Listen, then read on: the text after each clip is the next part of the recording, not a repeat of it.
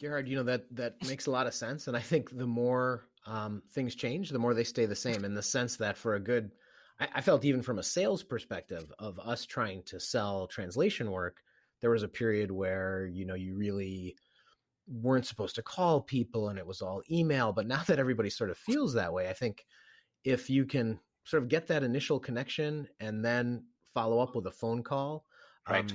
And as you say, somewhat personable, and you can speak to their needs in the right way, it actually becomes very effective. And I can tell you, we get very few translators that call us.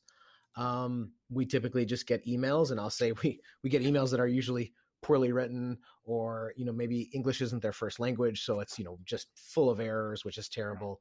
Or we get like, really, I hate to say this, but translators that are a little bit overbearing or annoying and not respectful of time, that are calling on a WhatsApp or something like that, and the connection is barely audible and it's really terrible.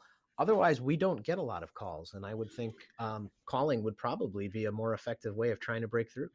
Well, I think so, but that may very well be a generational issue. I'm comfortable with calling people. If I if I were 30 years younger, maybe I wouldn't be. Hard to say. Let's ask the young guy. Patrick, thoughts? Yeah, I mean, definitely.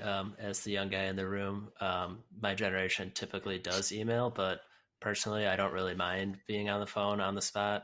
It doesn't really bother me, but I do know that some people in my generation just really, for whatever reason it might be, do not like to talk on the phone.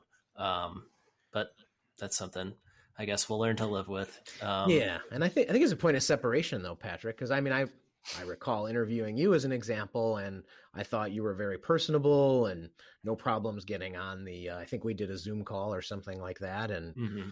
I think that's a point, again, also a point of differentiation for those in your generation, that, hey, if you can, do things a little bit differently, you stand out for sure.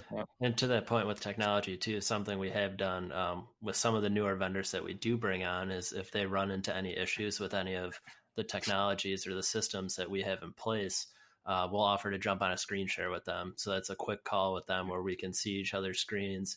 We can kind of guide them through a process if they're not sure how to do it. So I think a lot of times our vendors are very thankful for that, because then they know they learn the process, they learn how to do it correctly.